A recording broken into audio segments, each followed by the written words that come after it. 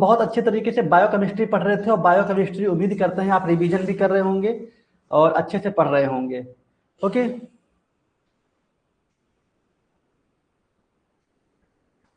चलिए।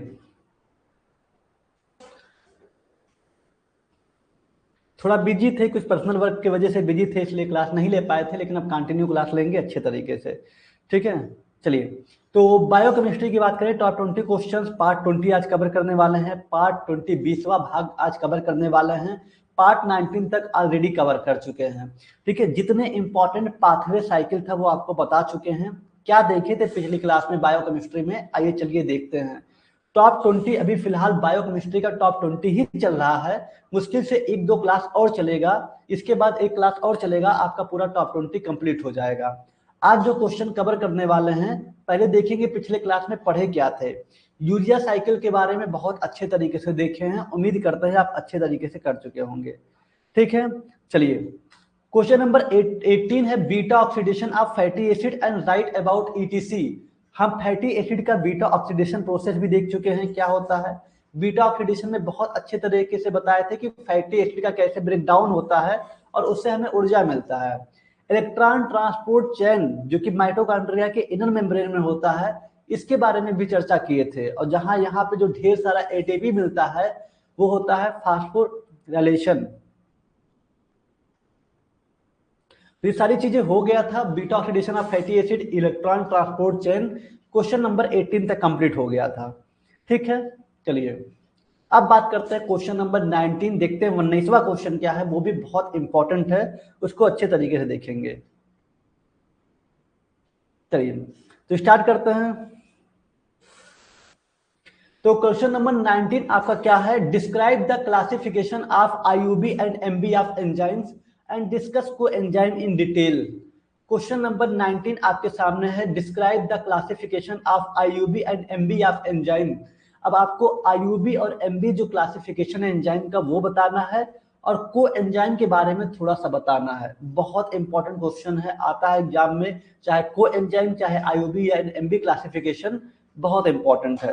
तो इसको देखिए, इसको कवर करेंगे। ये 19 क्वेश्चन है आपके टॉप 20 का। टॉप 20 जो आपके बायोकेमिस्ट्री है, हम तो यही कहेंगे कि अगर बायोकेमिस्ट्री तैयार करना है तो खाली बस टॉप 20, टॉप 20 अगर आप अच्छे से पढ़ लेते हैं, इसके अलावा कुछ पढ़ना ही नहीं है। ठीक है, सारे क्वेश्चन सारी चीजें सब यहीं पे है, टॉप 20 में ही, यहीं से आपके एग्जाम में क्वेश्चंस आएंगे जिससे आप बहुत अच्छे से पास हो सकते हैं। इस तरह कुछ भी नहीं पढ़ना है, टॉप 20 हमें लगता है सफिशियंट है। ठीक है, इसके बाद जो ऑब्जेक्टिव पढ़ाएंगे वो पढ़ लीजिएगा और टॉप 20 मोर देन सफिशियंट रहेगा। ठीक, चलिए। तो क्वेश्चन नंबर 19 स्टार्ट करते हैं, आईयूबी और एमबी एंजाइम क्लासिफिकेशन को देखते हैं। ठीक, तो आपकी हेडिंग क्या रहेगी, IUB and MB classification of enzyme. ठीक है, चलिए IUB and MB classification of enzyme को देखते हैं, इसको कवर करते हैं क्या चीजें हैं। तो देखिए, IUB international union of biochemistry, full form ध्यान रखिएगा, international union of biochemistry classification, also called the, इसे और किस नाम से जानते हैं ये बताना है। आईयूबी का फुल फॉर्म होता है इंटरनेशनल यूनियन ऑफ बायोकेमिस्ट्री। ठीक है, और क्या कहते हैं, एंजाइम कमीशन क्लासिफिकेशन, ईसी। ठीक है, ईसी क्लासिफिकेशन, इसे ही बोलते हैं आईयूबी को, जिसको हम एंजाइम कमीशन क्लासिफिकेशन कहते हैं। ठीक है, चलिए। डेट कंफर्म एग्जाम का, अभी फिलहाल डेट तो कंफर्म नहीं कह सकते, प्रपोज्ड वाला ही डेट है। हो सकता है शायद आगे बढ़े या जो हो फाइनल हो देखा जाएगा, लेकिन फिलहाल अभी तो वही डेट आपको कंफर्म होना है जो 4 तारीख से आपका क्लोजी का पेपर है। ऐसा अभी जो डेट आया है उस हिसाब से, आगे अगर कुछ बढ़ता है अच्छी बात है, देखा जाएगा, उस हिसाब से तैयारी किया जाएगा। नहीं बढ़ता है तब भी अपनी तैयारी इतना हो जाए तो कोई दिक्कत ना हो। पहला पेपर क्लोजी का है, ध्यान रखना है। ठीक है, और उम्मीद भी लग रहा है थोड़ा बहुत कि बढ़ने चाहिए डेट, अब लेकिन बीटी यूपीएस का कुछ कहा नहीं जा सकता। ठीक है, जैसे कि एग्जामिनेशन फॉर्म एक दिन के लिए बढ़ाया है, उसके बाद देखिए अब आपकी जो मेन एग्जाम है फाइनल डेट शीट कब तक आता है, तो वेट करते हैं, देखते हैं। तो IUB international union of biochemistry classification को हम बोलते हैं enzyme commission classification, is an internationally accepted system for naming and categorise enzyme based on the type of reaction that catalyze. जैसे आप देखे थे IUPSC, international union of pure and applied chemistry, IUPSC name क्या था, आईयूपीएससी था एक तरह का नॉमेनक्लेचर, नाम पद्धति किसी भी ऑर्गेनिक कंपाउंड का अगर हमें नाम पद्धति करना है, नाम पद्धति उसका नाम हमें रिप्रेजेंट करना हो तो एक सिस्टम से करते हैं जिसका नाम है IUPAC। ठीक है, जो कंपाउंड का नाम हम यहाँ रखेंगे IUPAC के अकॉर्डिंग, वही पूरी दुनिया में उससे जाना जाएगा। ठीक है, चाहे वो लंदन में हो, चाहे अमेरिका में हो, चाहे फ्रांस में हो, क्योंकि IUPAC का कुछ रूल होता है, कुछ नियम होता है, उसी के हिसाब से ऑर्गेनिक कंपाउंड का जो भी केमिस्ट यहाँ पे हैं उसको बोलेंगे, वही केमिस्ट लंदन में भी उसी को बोलेंगे। ठीक है, तो IUPAC था। ऐसे ही IUB है। IUB क्या कर रहा है, internationally accepted system for naming and categorise enzyme. Enzyme भी हमारे बॉडी में बहुत इंपॉर्टेंट रोल करते हैं और इन्हें अलग अलग कैटेगराइज किया गया है, लेकिन अगर उन एंजाइम का नाम दूसरा दूसरा बोला जाएगा अलग अलग जगह पे तो इस पर रिसर्च बहुत मुश्किल हो जाएगा। ठीक है, दवा बनाना बहुत मुश्किल हो जाएगा। तो इसीलिए जो IUB है एक तरह का इंटरनेशनली एक्सेप्टेड सिस्टम है फॉर नेमिंग के लिए और कैटेगराइज करने के लिए, अलग करने के लिए एंजाइम को उसके रिएक्शन के आधार पे, उसके कैटेलाइज के आधार पे।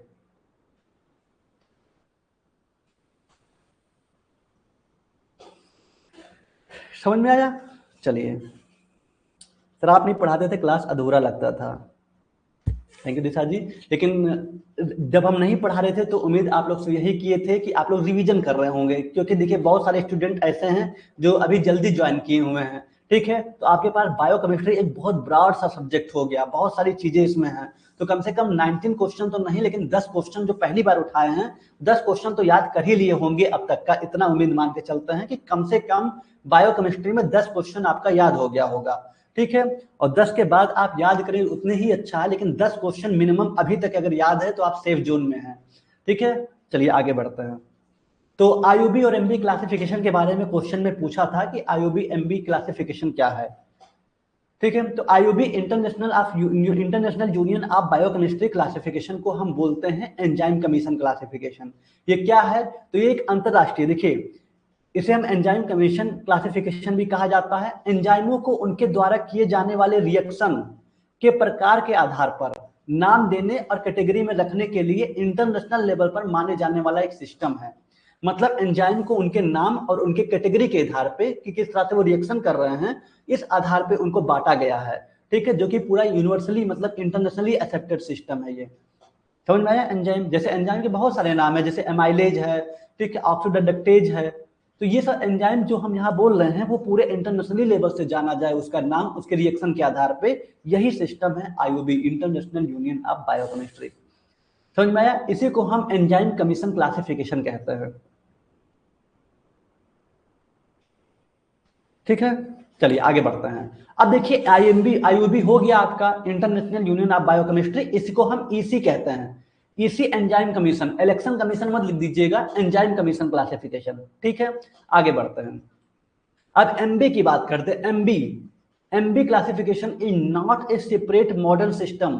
ठीक है, MB जो क्लासिफिकेशन है ये कोई मॉडर्न सिस्टम से अलग नहीं है। ठीक है, it usually refer to the same IUB EC system. ये आमतौर पर सेम ही होता है IUB international union of biochemistry और एंजाइम क्या है EC enzyme commission classification system, इसके एकदम लगभग सेम ही होता है। But some time appear in older Indian pharmacy biochemistry, लेकिन कुछ समय इसे ओल्डर जो इंडियन फार्मेसी बायोकेमिस्ट्री है उसमें अपियर होता है। Notes as molecular biology classification, इसे हम कहते हैं मॉलिक्यूलर बायोलॉजी क्लासिफिकेशन। ठीक है, अगर हम अभ्यास की बात करें तो both points towards the EC classification, दोनों पॉइंट्स एंजाइम कमीशन क्लासिफिकेशन में आते हैं। नहीं समझ में आया? फिर से देखिए, MB क्लासिफिकेशन कोई अलग मॉडर्न सिस्टम नहीं है। ठीक है, जैसे आपका IUB था और यहाँ पे IUB को हम EC बोलते हैं। ठीक है, तो ऐसे ये भी कह रहा है कि कोई अलग से मॉडर्न सिस्टम नहीं है, या आमतौर पर उसी IUB EC सिस्टम को बताता है, लेकिन कभी कभी पुराने इंडियन फार्मेसी बायोकेमिस्ट्री नोट्स में, पुराने जो इंडियन फार्मेसी और बायोकेमिस्ट्री के नोट्स में मॉलिक्यूलर बायोलॉजी क्लासिफिकेशन के तौर पर आता है। तो पुराने नोट्स थे इंडियन फार्मेसी या बायोकेमिस्ट्री में, तो उसमें मॉलिक्यूलर बायोलॉजी क्लासिफिकेशन के नाम से आता है। असल में दोनों, चाहे MB हो चाहे IUB हो, EC क्लासिफिकेशन की ओर इशारा करते हैं। किसकी ओर इशारा करते हैं? EC एंजाइम कमीशन क्लासिफिकेशन की ओर इशारा करते हैं, यही है। तो आप देखिए समझ पाए हैं, IUB classification system international union of biochemistry, जिसको एंजाइम कमीशन क्लासिफिकेशन कहते हैं, यहाँ पे एंजाइम के रिएक्शन के आधार पे उसको अलग अलग तरीके से बांटा गया है, उसको नाम दिया गया है। ठीक है, उसको अलग अलग तरीके से नाम दिया गया है। और जो एमबी क्लासिफिकेशन था ये भी कोई अलग नहीं मॉडर्न सिस्टम से, ये भी आईयूबी और ईसी सिस्टम है, सेम है एकदम, ठीक है। लेकिन पुराने जो इंडियन फार्मेसी बायोकेमिस्ट्री बुक था तो उसमें मॉलिक्यूलर बायोलॉजी क्लासिफिकेशन लिखा था, ठीक है। लेकिन अगर प्रयास की बात करें तो दोनों ईसी क्लासिफिकेशन होते हैं। लेकिन आपसे मन में आता होगा कि सर एमबी का फुल फॉर्म क्या है, तो मॉलिक्यूलर बायोलॉजी क्लासिफिकेशन, ठीक है। एमबी का फुल फॉर्म क्या है, मॉलिक्यूलर बायोलॉजी क्लासिफिकेशन। आईयूबी का फुल फॉर्म क्या है, international union of biochemistry. EC का फुल फॉर्म क्या है, एंजाइम कमीशन। याद रखिएगा, इंपॉर्टेंट है। अब समझ में आया ये पॉइंट? अच्छा एक बार फिर से बता दें, चलिए एक बार फिर से बता दे रहे हैं, चलिए फिर से प्रिया जी बता दे रहे हैं। देखिए हम यहाँ पढ़ रहे हैं आईयूबी और एमबी क्लासिफिकेशन क्या है।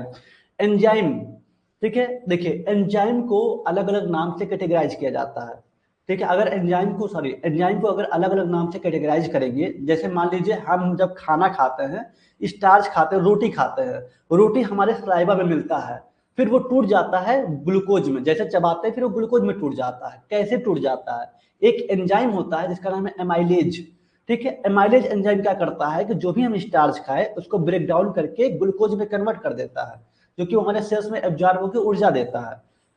समझ में आया?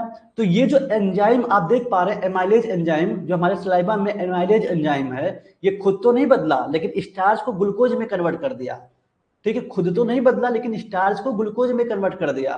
तो ये एंजाइम बहुत सारे हमारे बॉडी के जितने अलग अलग फंक्शन है ना, सब में काम करते हैं। अब बताइए जो एंजाइम एमाइलेज एंजाइम हो, अगर इसको कहा गया है कि भैया ये स्टार्च को ग्लूकोज में कैटेगराइज करता है, तो इस आधार पर इसका नाम एमाइलेज रखा गया है। अब यही एमाइलेज पूरी दुनिया में जाना जाए इस किसके आधार पे, एक सिस्टम के आधार पे जिसका नाम है IUB system, international union of biochemistry system. अब समझ में आया? International union of biochemistry classification को हम एंजाइम कमीशन क्लासिफिकेशन कहते हैं। ये एक तरह का इंटरनेशनली एक्सेप्टेड सिस्टम होता है, ठीक है। एंजाइम के कैटेगरी के आधार पे, उसके नेमिंग के आधार पे। क्लियर?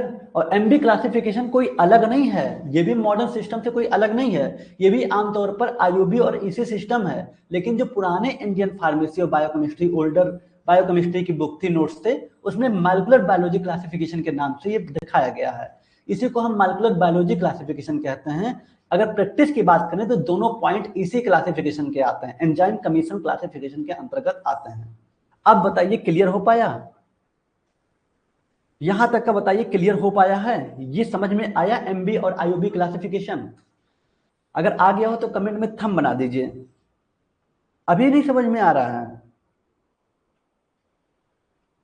अगर आ गया हो तो कमेंट में थंब बना दीजिए, आगे बढ़े। देखिए बहुत सिस्टम है भैया, एंजाइम को उसके नाम के आधार पे, उसके रिएक्शन के आधार पे बांटा गया है, ठीक है। उसका नाम दिया गया है, नाम के आधार पर नहीं, उसको नाम दिया गया है और वही नाम पूरा अंतरराष्ट्रीय है, हर लोग जान रहे हैं, ठीक है। उससे क्या पहचान होता है कि जो रिसर्च चलते रहते हैं ना, जो बड़े बड़े लैब में रिसर्च चलते रहते हैं तो आसान हो जाता है, ठीक। चलिए अब ये आप देख चुके हैं कि आईयूबी और एमबी एंजाइम क्या होता है, लेकिन इसके आगे भी बताना पड़ेगा कि जो आईयूबी सिस्टम था, इंटरनेशनल यूनियन ऑफ बायोकेमिस्ट्री, ये एंजाइम को 6 मेन क्लास में डिवाइड किया था। एंजाइम को 6 मेन भाग में डिवाइड किया था।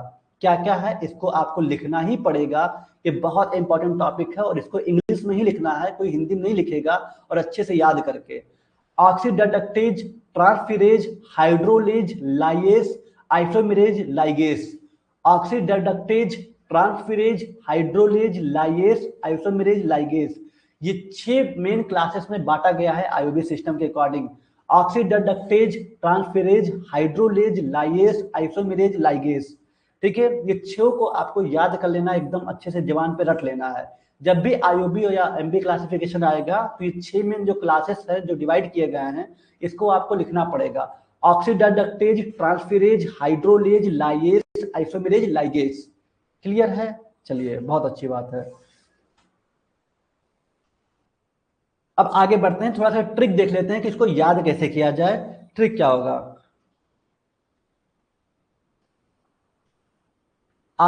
ऑक्सीडोरिडक्टेज, हाँ उसको ऑक्सीडाइरेक्टेज भी कह सकते हैं या ऑक्सीडोरिडक्टेज भी कह सकते हैं, बात एक ही है, प्रोनाउंसिएशन है। विटामिन बोलिए चाहे वाइटामिन बोलिए, ठीक है। तो देखिए ऑक्सीडोरिडक्टेज, transferase, hydrolase, lyase, isomerase, ligase, ठीक है, अगर आसानी से पढ़ना हो तो ऑक्सीडेक्टेज भी कह सकते हैं, कोई दिक्कत नहीं है। ठीक है, तो ये 6 मेन क्लासेस है जिसको आप अपने हिसाब से इसको बांट सकते हैं। हाँ, डिफाइन करना पड़ेगा, डिफाइन करना पड़ेगा इसको अच्छे तरीके से। ठीक है, क्योंकि देखिए ये क्वेश्चन आपके लॉन्ग में बनते हैं, इस चीज को ध्यान रखिएगा। और लॉन्ग में बनते हो सकता है आपसे आईयूबी एमबी क्लासिफिकेशन ना पूछे, आईयूबी एमबी क्लासिफिकेशन आपसे ना पूछे, लेकिन आपसे ये 6 मेन क्लासेस पूछ देगा। ठीक है, या write the short note on, write the short note on 6 main classes of enzyme, या फिर पूछ देगा कि write the short note on IUB system. ठीक है, आईयूबी सिस्टम क्लासिफिकेशन, या इस तरह से पूछ देगा आईयूबी सिस्टम क्लासिफिकेशन के बारे में, उसके बारे में शॉर्ट नोट लिखिए। या पूछ देगा कि इसको जो 6 मेन क्लासेस में डिवाइड किया गया है इसके बारे में बताइए। तो ऐसे नाम लिखने से थोड़ी काम चलेगा, इसको बताना पड़ेगा। ठीक है, oxidoreductase, transferase, hydrolase, lyase, isomerase, ligase. अब इसको याद कैसे करेंगे? देखिए, oxidoreductase, transferase, hydrolase, lyase, isomerase, ligase. Oxido oxidoreductase को आप ऑटो से याद कर लीजिएगा, ऑटो। ट्रांसफेरेज को आप ट्रक से याद कर लीजिएगा, हाइड्रोलेज को आप हवा से याद कर लीजिएगा, लाइएस को आप लाई से याद कर लीजिएगा, आइसोमेरेज का इसमें, और लाइगेस का मतलब लगी। ऑटो, ट्रक, हवा, लाई, इसमें लगी। ऑटो, ट्रक, हवा, लाई, इसमें लगी। ऑटो का मतलब ऑक्सीडो रिडक्टेज, ट्रक का मतलब ट्रांसफेरेज, हवा का मतलब हाइड्रोलेज, लाई का मतलब लाइएस, आइसोमेरेज का मतलब इसमें, और लाइगेस का मतलब लगी। तो ऑटो, ट्रक, हवा, लाई, इसमें लगी। इस ट्रिक से आप इसको याद कर सकते हैं अच्छे तरीके से। ठीक है, क्लियर हुआ? चलिए, ऑटो, ट्रक, हवा, लाई, इसमें लगी। इसके अलावा भी आप कोई भी ट्रिक बना करके इसको याद कर सकते हैं, जो 6 मेन क्लासेस हैं आईयूबी के उसको। ठीक है, oxido reductase auto, transferase truck, hydrolase हवा, लाइगेस लाई, आइसोमेरेज इसमें, लाइगेस का लगी। ठीक, चलिए इतना तक का क्लियर हो गया, समझ में आ गया। आरती करिए सर, ऑक्सीजन हमारे तुम्हारे लिए इंपॉर्टेंट लाइन है। ऑक्सीजन हमारे तुम्हारे लिए इंपॉर्टेंट, वाह, बहुत अच्छी बात है, बहुत अच्छी बात है। ऑक्सीजन हमारे तुम्हारे लिए इंपॉर्टेंट लाइन है, ऑक्सीजन हमारे तुम्हारे लिए इंपॉर्टेंट लाइन है। बहुत अच्छा, ये भी ट्रिक बहुत अच्छा लगा आपका। ठीक है, लेकिन आपको ये ट्रिक नहीं लिखना है ऑटो ट्रक, आपको बस समझने के लिए बताया गया है। ये जो भी आप ये ट्रिक को मत लिख दीजिएगा बगल में, खाली आप ये नाम लिखिएगा ट्रिक के आधार पे। एक मिनट,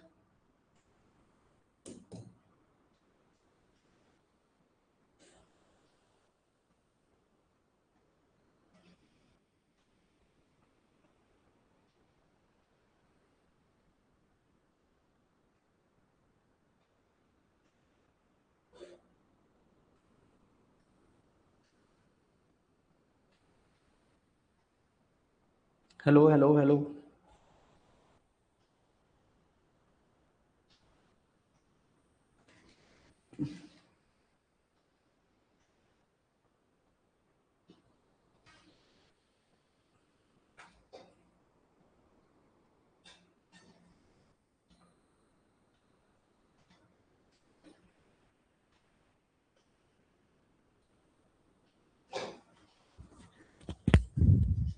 एक बार क्लियर करिए भाई साहब।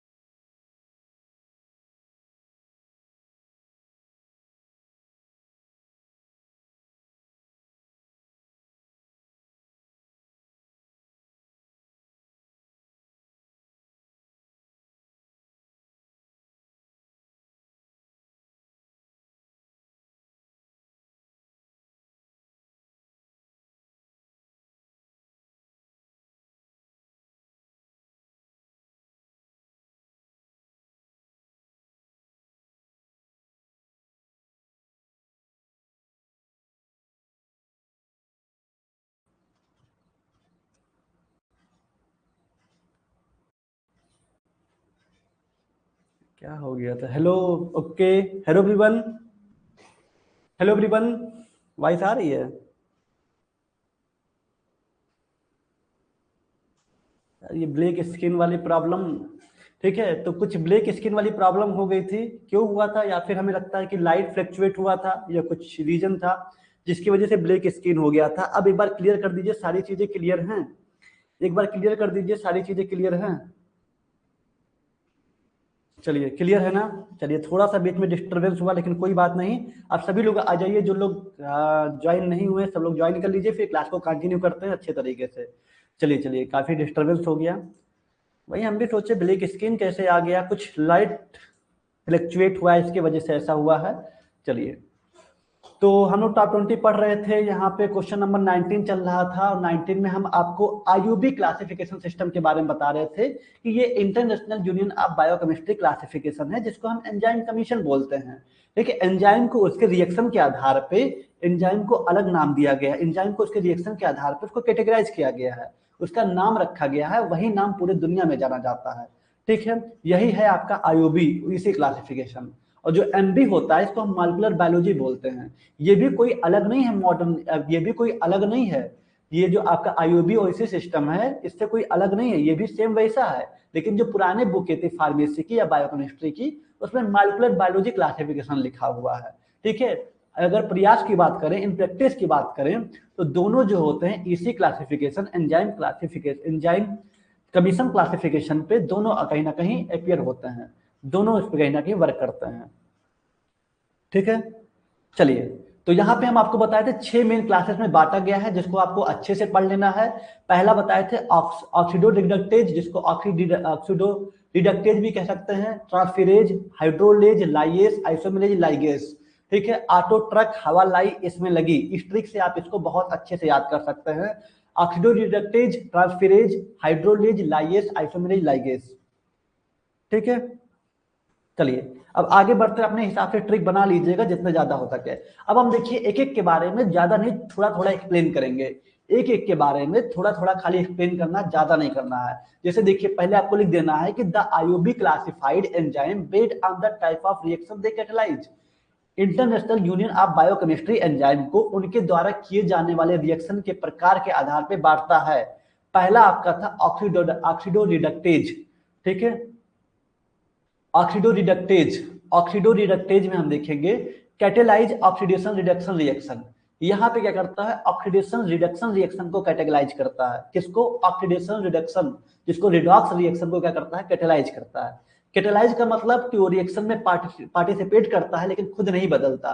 ठीक है, जैसे कोई रिएक्शन है तो उसमें ऑक्सीडेशन रिडक्शन रिएक्शन को कैटेलाइज करता है, मतलब या तो इलेक्ट्रॉन को गेन करेगा या लॉस करेगा। ऑक्सीडेशन में यही होता है ना, इलेक्ट्रॉन का लॉस होता है, और रिडक्शन में गेन करता है, प्राप्त करता है। तो ऑक्सीडेशन रिडक्शन रिएक्शन को कैटेलाइज करेगा ऑक्सीडिडक्टेज। ठीक है, एग्जांपल की बात करें तो क्या कैटेलाइज करेगा, break hydrogen peroxide into water and oxygen. Hydrogen peroxide H2O2 को किसमें तोड़ देगा, वाटर और ऑक्सीजन में, H2O और O2 में तोड़ देगा। ठीक है, ये हाइड्रोजन पेरोक्साइड को वाटर और ऑक्सीजन में तोड़ देगा। कहां पे इसका क्या प्रयोग है, तो सेलुलर रिस्पायरेशन के लिए इंपॉर्टेंट है।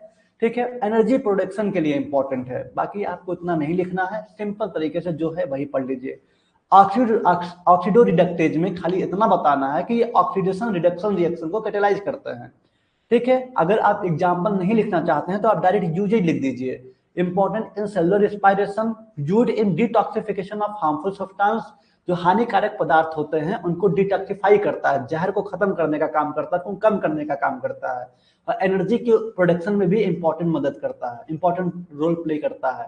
ओके, तो ऑक्सीडिडक्टेज को खाली इतना ध्यान रखना है कि ये ऑक्सीडेशन रिडक्शन मतलब रिडॉक्स रिएक्शन को कैटेलाइज करता है। क्लियर हो गया? पहला पहला क्लियर हो गया?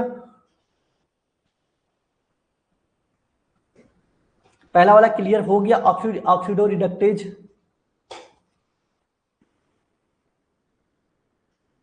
चलिए कमेंट में थंब बना दीजिए, पहला वाला क्लियर हो गया। एग्जाम में आएगा तो लिख ले जाएंगे ना, ऑक्सीडो रिडक्टेज में कुछ करना नहीं है, खाली ये पॉइंट आपको ध्यान रखना है बस। बाकी आप एग्जाम्पल छोड़ भी सकते हैं, आप खाली यूजेज बता सकते हैं, वो भी एक दो यूजेज। ठीक है, चलिए बहुत अच्छी बात है। तो पहला ऑक्सीडो रिडक्टेज जो ऑक्सीडेशन रिडक्शन रिएक्शन को कैटेलाइज करता है। ठीक है, जब भी कोई रिएक्शन होगा उसको हमारे बॉडी में या फिर कहीं पे भी हो रहे होंगे पाथवे में, तो ऑक्सीडेशन रिडक्शन को क्या करता है, कैटेलाइज करता है। ऑक्सीडेशन मतलब सिंपल इतना समझिए कि जहां पे इलेक्ट्रॉन का लॉस हो रहा हो, इलेक्ट्रॉन शेयर कर रहा हो, लॉस हो रहा हो, वो ऑक्सीडेशन होगा। और रिडक्शन जहां पे इलेक्ट्रॉन क्या हो रहा हो, प्राप्त कर रहा है, किसी और से गेन कर रहा है, वो रिडक्शन। तो ऐसा रिएक्शन जहां पे ऑक्सीडेशन रिडक्शन रिएक्शन हो रहा है, उसको कौन एंजाइम कर रहा है, ऑक्सीडो रिडक्टेज। ओके, चलिए, ये हाइड्रोजन पेरोक्साइड को वाटर और ऑक्सीजन में तोड़ता है। अब चाहे एग्जांपल लिखिए या ना लिखिए, आगे बढ़ते हैं। दूसरा है ट्रांसफिरेज, नाम है कि ट्रांसफर, ठीक है, किसी चीज को ट्रांसफर करना। ट्रांसफर ए फंक्शनल ग्रुप, ये फंक्शनल ग्रुप को ही ट्रांसफर करता है।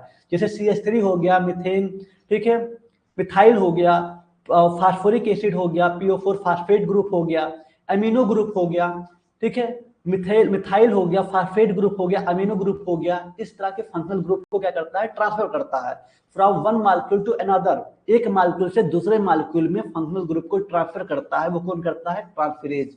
ठीक है, एक मालिक्यूल को दूसरे मालिक्यूल में ट्रांसफर करता है कौन, ट्रांसफिरेज एंजाइम। एग्जाम्पल लिखने की जरूरत नहीं है, बस खाली देख लीजिए। काइनेज, ट्रांसफर फास्फेट ग्रुप, जिससे एटीपी से एडीपी में कन्वर्ट होता है। एडिनोसिन ट्राइफॉस्फेट से एडिनोसिन डाइफॉस्फेट में कन्वर्ट होता है। ठीक है, अगर आपको ये एग्जाम्पल यूजेज भी नहीं लिखना है तो आप खाली पहला पॉइंट जिस पे हम स्टार लगा रहे हैं इसको मत मतलब कंजूसी करिएगा, ये लिख के आइएगा जरूर। ठीक है, ये पहला पॉइंट बहुत जरूरी है, जिससे ये जानना चाहता है एग्जामिनर कि ये एक्चुअली में है क्या चीज। तो ये फंक्शनल ग्रुप को ट्रांसफर करता है एक मॉलिक्यूल से दूसरे में। ठीक है, यूजेज की बात करें तो बहुत सारे हमारे बॉडी में मेटाबॉलिक जो पाथवे होते हैं इसमें प्रयोग किया जाता है। प्रोटीन की सिंथेसिस में, प्रोटीन के निर्माण में बहुत इंपॉर्टेंट रोल प्ले करता है ये ट्रांसफिरेज। ठीक, चलिए, तो पहला भी ऑक्सीडो रिडक्टेज हो गया, जो ऑक्सीडेशन रिडक्शन रिएक्शन को कैटेलाइज करता है, एनर्जी प्रोडक्शन में इंपॉर्टेंट रोल प्ले करता है, ऊर्जा उत्पादन में। दूसरा ट्रांसफिरेज, जो फंक्शनल ग्रुप को क्या करता है, एक मालिक्यूल से दूसरे मालिक्यूल में ट्रांसफर करता है। यूजेज में मेटाबॉलिक पाथवे में इंपॉर्टेंट रोल प्ले करता है, प्रोटीन के निर्माण में इंपॉर्टेंट रोल प्ले करता है, प्रयोग किया जाता है। ठीक, तीसरा आपका हाइड्रोलेज।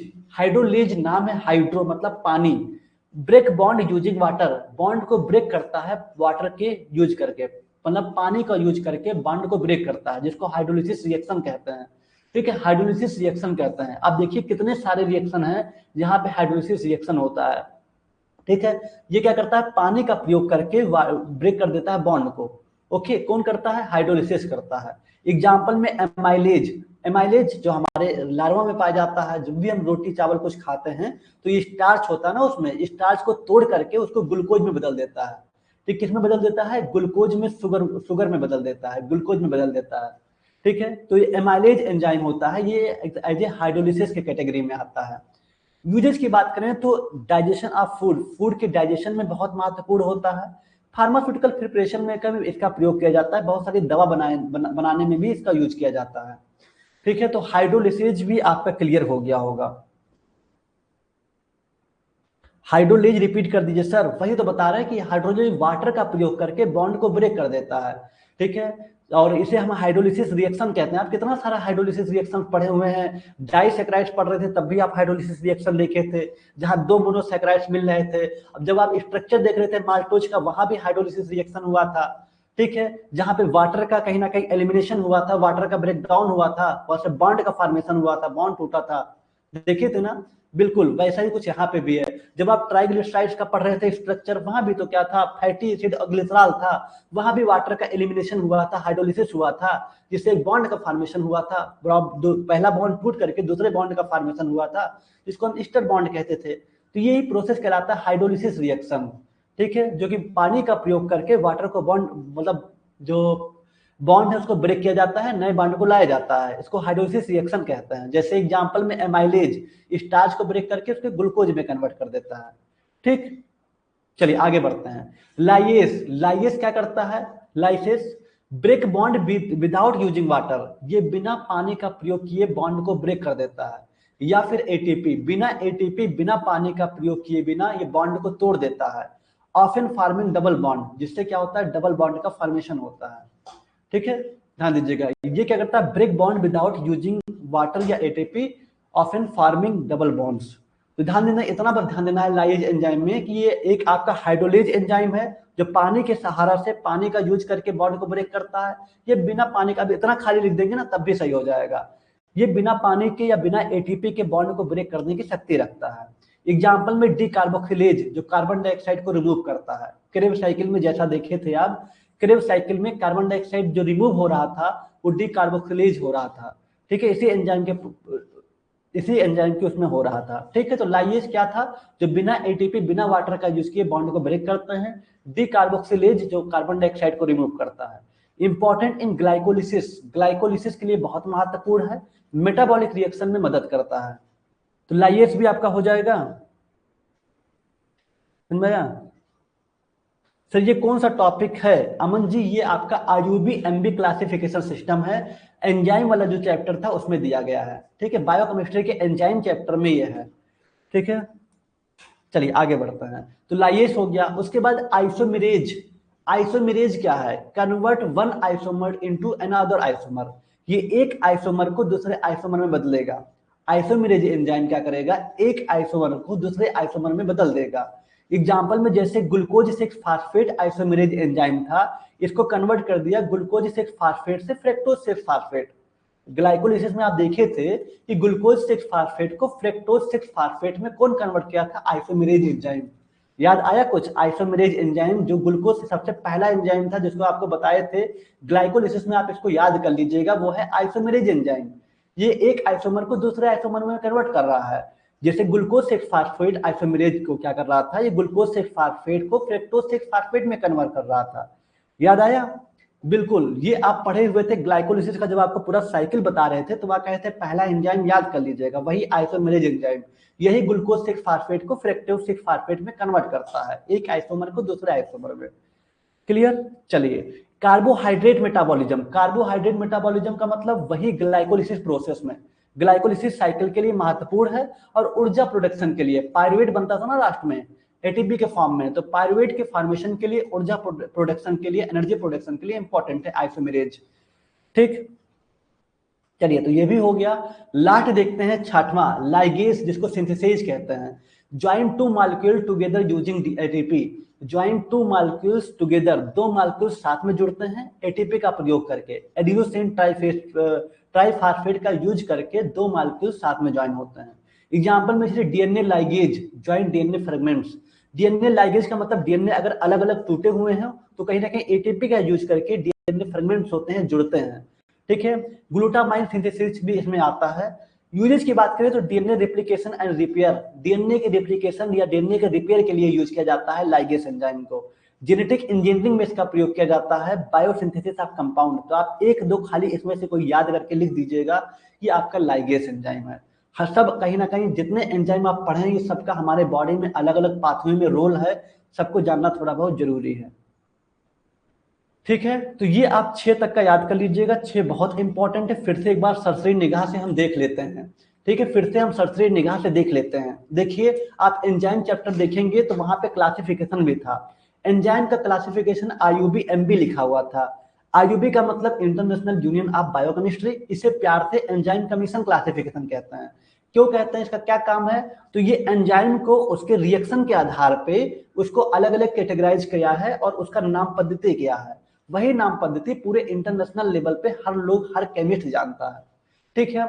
अब बात करते हैं एमबी क्लासिफिकेशन की। इसको हम मॉलिक्यूलर बायोलॉजी क्लासिफिकेशन कहते हैं। ये कोई मॉडर्न सिस्टम से अलग नहीं है, मतलब ये आईयूबी और इसी सिस्टम से अलग नहीं है, उसी तरह सेम है। ये भी इंटरनेशनल यूनियन ऑफ बायोकेमिस्ट्री या एंजाइम कमीशन बायोकेमिस्ट्री की तरह ये भी सेम है। लेकिन जो पुराने इंडियन फार्मेसी बायोकेमिस्ट्री की बुक थी उसमें मॉलिक्यूलर बायोलॉजी क्लासिफिकेशन लिखा था। लेकिन अगर अभ्यास की बात करें तो दोनों क्या है?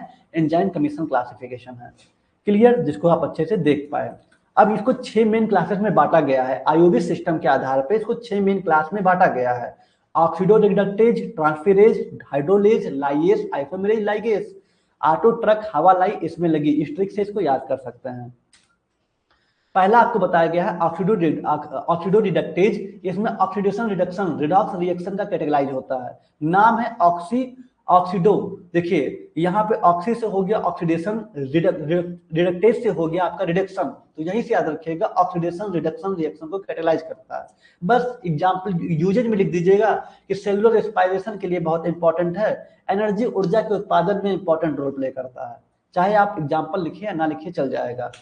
ऐसे ही ट्रांसफरेज है जो एक मॉलिक्यूल से दूसरे मॉलिक्यूल में फंक्शनल ग्रुप को ट्रांसफरेज करता है, ठीक है। जैसे फास्फेट ग्रुप को एटीपी से एटीपी से एडीपी में बदलता है। एडिनोसिन ट्राइफॉस्फेट को एडिनोसिन डाइफॉस्फेट में कन्वर्ट करने के लिए यूज होता है। बहुत सारे रोल होते हैं हमारे बॉडी में। मेटाबॉलिक पाथवे प्रोटीन सिंथेसिस में इंपॉर्टेंट रोल प्ले करता है। हाइड्रोलेज जो वाटर का प्रयोग करके बॉन्ड को तोड़ता है, ठीक है। चौथा है लाइएज जो बिना वाटर या एटीपी का यूज किए बॉन्ड को तोड़ता है। आइसोमेरेज जो एक आइसोमर से दूसरे आइसोमर में कन्वर्ट करता है, ग्लूकोज 6 फास्फेट से फ्रक्टोज 6 फास्फेट। छठवां लाइगेस होता है जो एटीपी का यूज करके दो मॉलिक्यूल्स को जोड़ता है, एटीपी का यूज करके दो मॉलिक्यूल को जोड़ता है। जैसे डीएनए लाइगेज, अगर डीएनए का यहाँ पे ब्रेकडाउन है तो डीएनए को जोड़ने का काम करता है लाइगेज एंजाइम, तो डीएनए रिप्लिकेशन या रिपेयर के लिए यूज होता है, ठीक। चलिए, तो ये 6 चीजें आप पढ़ चुके अच्छे तरीके से। चलिए, बहुत अच्छी बात है, बिल्कुल इजी है अजीत जी, सच में बहुत इजी है, बस थोड़ा सा मेहनत करना है, आगे बढ़ना है। एमसीक्यू देखते, इजी नहीं था, थोड़ा सा आपके लिए शार्ट लेके आए हैं जिससे आपको याद हो सके, ठीक है। टॉपिक अपने आप में बड़ा था लेकिन कोशिश यही की है कि आज हो जाए, ठीक है। अब देखिए क्वेश्चन नंबर पहला है, बहुत इजी तरीके से आप लिखिएगा। Which class of enzyme is involve in oxidation reduction reaction. बताइए, क्वेश्चन आपके सामने, अब आप बहुत आराम से बता ले जाएंगे कि वह एंजाइम की वो कौन सी क्लास है जिसमें ऑक्सीडेशन रिडक्शन रिएक्शन शामिल होता है। एंजाइम की वो कौन सी क्लास है जिसमें ऑक्सीडेशन रिडक्शन रिएक्शन शामिल होता है। ट्रांसफेरेज, हाइड्रोलेज, ऑक्सीडोरिडक्टेज या आइसोमेरेज। बहुत अच्छा, वेरी गुड, सी राइट आंसर है ऑक्सीडोरिडक्टेज। आपको समझ में आ गया कि ऑक्सीडोरिडक्टेज में क्या होता है, रिडॉक्स रिएक्शन होता है, इसी को ऑक्सीडेशन रिडक्शन रिएक्शन कहते हैं या फिर रिडॉक्स रिएक्शन, ठीक है, ध्यान दीजिएगा। क्लियर है पहला। चलिए दूसरा, amylase which digest starch belong to which enzyme class. Amylase कहता है कि विच डाइजेस्ट स्टार्च, एमाइलेज जो होता है किस में डाइजेस्ट होगा, किस स्टार्च में डाइजेस्ट होगा और इसमें किस एंजाइम की क्लास में शामिल होता है। एंजाइम की किस क्लास में एमाइलेज शामिल होता है, डाइजेस्ट करेगा स्टार्च को, किस में, हाइड्रोलेज में होता है, लाइगेस में होता है, लाइगेस में होता है, ट्रांसफरेज में होता है। दूसरे का करेक्ट आंसर क्या होगा, एमाइलेज जो एंजाइम है विच डाइजेस्ट स्टार्च, ठीक है, विच डाइजेस्ट स्टार्च को किस में डाइजेस्ट करता है, belong to which enzyme class, किस एंजाइम के क्लास से बिलोंग करता है। चलिए, तो हमें पता है कि स्टार्च को क्या करता है, एमाइलेज एंजाइम ग्लूकोज शुगर में तोड़ता है, ठीक है। तो यहाँ पे शुगर का ऑप्शन तो है नहीं। दूसरा कह रहा है कि एंजाइम में किस क्लास से बिलोंग करता है, तो ये हाइड्रोलेज में बिलोंग करता है, ठीक है। ध्यान दीजिएगा, हाइड्रोलेज हमारे लार्वा में क्या होता है, सलाइवा में, वही जाहिर सी बात है पानी है, ठीक है। तो ये क्या करेगा, स्टार्च को तोड़ देता है ग्लूकोज शुगर में, ओके। तो ये ए में आएगा हाइड्रोलेज, याद रखिएगा पहला राइट आंसर है, बिल्कुल। तीसरा कह रहा है कि which of the following is a property of enzyme, निम्नलिखित में से कौन सा एंजाइम का गुण है, प्रॉपर्टी है किसका, एंजाइम का। They are consumed in reaction, ये रिएक्शन में कंज्यूम्ड हो जाते हैं, ठीक है। They are non specific, non specific होते हैं, प्रोटीन नेचर के होते हैं, वेरी हाई टेम्परेचर में काम करते हैं। बताइए, they are consumed in reaction, they are consumed in reaction, they are non specific, they are protein in nature, they work at very high temperature. तो इसका करेक्ट आंसर होगा सी वाला, जो एंजाइम होते हैं ये प्रोटीन नेचर के होते हैं, एंजाइम जो होते हैं प्रोटीन इन नेचर के होते हैं, ठीक। तो सी राइट आंसर है। हाई टेम्परेचर पे कभी काम नहीं करते हैं, ध्यान दीजिएगा, एक ऑप्टिमम टेम्परेचर पे, ठीक है, उसमें वर्क करते हैं। Enzyme show maximum activity, enzyme maximum activity show करती है एनी टेम्परेचर, कोई भी तापमान पे या बहुत ज्यादा तापमान पे या जीरो टेम्परेचर पे, ये optimum temperature and pH. Optimum मतलब एक सामान्य टेम्परेचर, ठीक है। जैसे आप अगर बात करें टेम्परेचर तो 37 डिग्री सेल्सियस, ठीक है, एक सामान्य या 35 से 37 डिग्री सेल्सियस, ठीक है। इस पे एक ऑप्टिमम टेम्परेचर और पीएच पे एंजाइम बहुत अच्छे से कार्य करती है, ध्यान दीजिएगा डी वाला राइट आंसर है, ठीक। पांचवा है कि which enzyme break starch into sugar during digestion, फिर वही पूछ रहा है कि कौन सा एंजाइम है जो स्टार्च को तोड़ देता है शुगर में या ग्लूकोज में डाइजेशन के दौरान। Protease enzyme, lipase enzyme, amylase या काइनेज एंजाइम। बताइए करेक्ट आंसर क्या होगा, कौन सा एंजाइम है जो स्टार्च को तोड़ देगा शुगर में डाइजेशन के दौरान। बहुत अच्छा, वेरी गुड, सी है एमाइलेज एंजाइम, ठीक है, एमाइलेज एंजाइम, ओके। तो पांचवे का सी करेक्ट आंसर था। तो बहुत इजी टॉपिक था, बहुत अच्छे से देख लीजिएगा। ये क्वेश्चन आपका जो था, कौन सा क्वेश्चन था आपका, यहाँ पे describe the classification of IUB and MB of enzyme, international union of biochemistry and molecular biology classification of enzyme, ये हो जाएगा आपका। सारे पॉइंट को समझा दीजिएगा। Discuss coenzyme in detail. अब को एंजाइम के बारे में हम नेक्स्ट क्लास में देखेंगे, क्वेश्चन नंबर 19, इसके बाद 20 हो जाएगा। आपको दिखा दे को एंजाइम के बारे में देखेंगे। आप लोग जो पुराने स्टूडेंट्स हैं जो हमारे साथ पढ़े को एंजाइम को थोड़ा सा देख लीजिएगा। को एंजाइम के बारे में नेक्स्ट क्लास में कवर करेंगे और उसके बाद को एंजाइम हमारा कवर हो जाए उसके बाद क्वेश्चन नंबर 20 होगा, डिफाइन द फॉलोइंग टर्म। कुछ बहुत सारे आपके लिए टर्म लेके आए हुए हैं जो बहुत ज्यादा इंपॉर्टेंट है, आपके एग्जाम में डायरेक्ट पूछा है। अब वो टर्म क्या है, 20 क्वेश्चन आने दीजिए फिर देखते हैं। ये 20 क्वेश्चन तक अगर आप बायोकेमिस्ट्री पढ़ लेते हैं मोर देन सफिशियंट है, ठीक है। तो ये डिफाइन द फॉलोइंग टर्म किस टर्म की बात कर रहा है सब देखेंगे हम उसमें, लेकिन पहले हमारा ये कवर हो जाए को एंजाइम, जिसको हम नेक्स्ट क्लास में देखेंगे और कुछ टॉप 20 क्वेश्चन भी देखेंगे, ठीक है। चलिए ओके, ये तो मिलते हैं नेक्स्ट क्लास में। तब तक अच्छे से रहिए, अच्छे से मेहनत करिए। जब आपको टाइम मिले, मान लीजिए हमारी क्लास नहीं चली है तो उसको कोशिश कीजिए कि पुराना वाला रिवीजन करें, ठीक है। नए क्लास हमारी रिस्पॉन्सिबिलिटी है आपको बायोकेमिस्ट्री में पास कराना, और बिल्कुल कराएंगे भी, ठीक है। क्लास नहीं लिए मान लीजिए एक दिन, तो आपको वो जो बचे हुए टाइम थे जो हम नहीं लिए क्लास, पुराना रिविजन करना चाहिए था आपको जो लोग नहीं कर रहे थे, ठीक है। चलिए।